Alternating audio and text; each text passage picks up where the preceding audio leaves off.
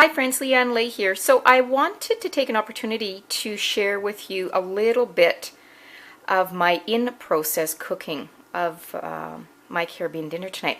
And so I really got inspired actually when I opened this up. I'm right now preparing the saltfish for my saltfish fritters. And if you remember in my first video, I was showing you that I got the saltfish from a can. And I had never used that before. I've always bought it with the whole fish salted, not the whole fish, but the fillets salted. And I was really surprised. First of all, it cut down basically on a ton of prep time because there's bones usually in the other type of fish that I would get, saltfish that I would get. This one is boneless. It's already chopped up fine. And it was incredibly good. I was expecting to find a bunch of water in it, but it wasn't. It was really, really nice, actually. I think I would prefer it a bit saltier, so I am going to add a bit more salt to it because I do like my saltfish fritters quite salty with the pepper in it and whatnot. But really nice. I will definitely get that again. It's certainly making this process a lot easier. So I've put the saltfish in there. I've cut up some green onion. I'm going to be cutting up finely some hot pepper. That's really important in saltfish fritters. And a little bit of tomato as well. And then I'll be adding the flour to mix it up. So just wanted to share that with you. And yeah, I'll be showing you the fried plantain very shortly. So now with the saltfish fritters, what I have done is finished chopping up finely some onion, green onion. I chopped up some tomato, the hot pepper very fine, using a fork, by the way, and knife, not touching it with my fingers, just a little tip there. And I also add a little bit of purple onion, just a bit for color. Again, that's my own variation. And I'm just about to add some flour in there, mixing it all up, and I'll be putting it in the pan to fry.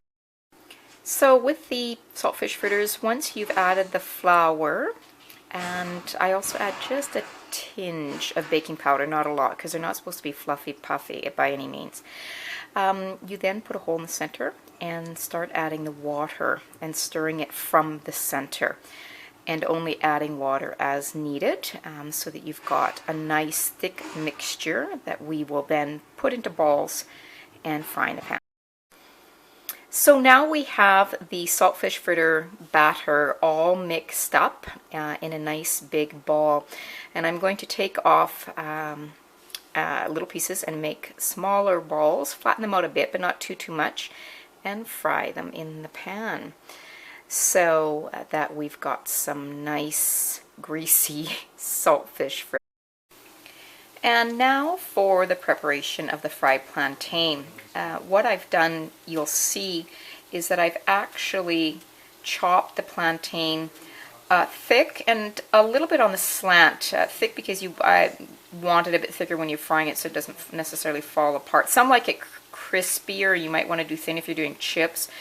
But for fried plantain, I do like it a bit thicker, and I cut it on a slant, both for presentation and just so that it actually doesn't look just like round circles.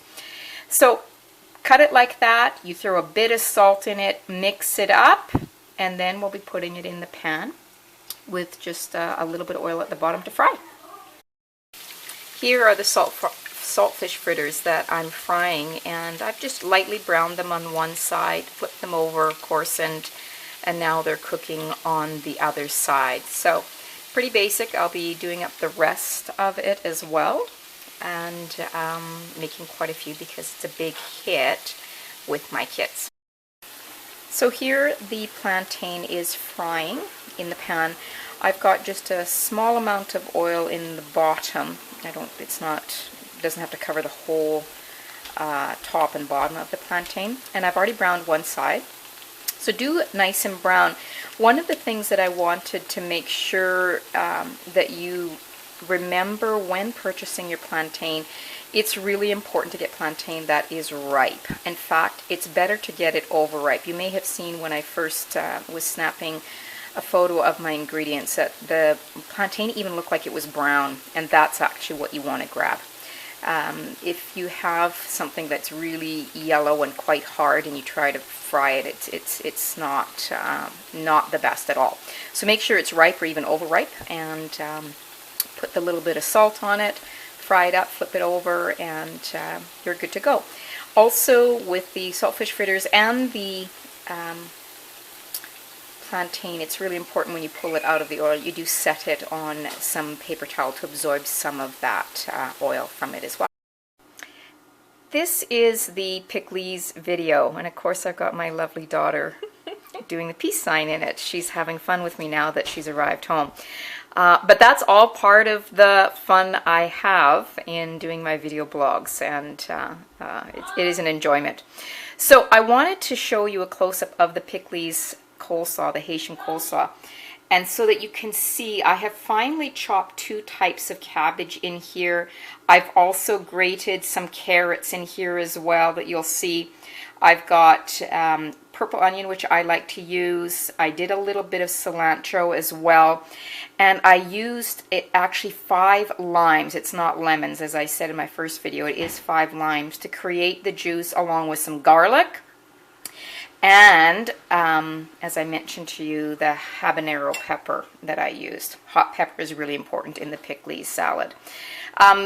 Couple variations I do with the traditional Pikliz salads from Haiti. They don't use the purple cabbage. It's usually just the green with carrots as well. I also throw the cilantro in because that's my secret herb that I like to use in a lot of things now. And if I would have found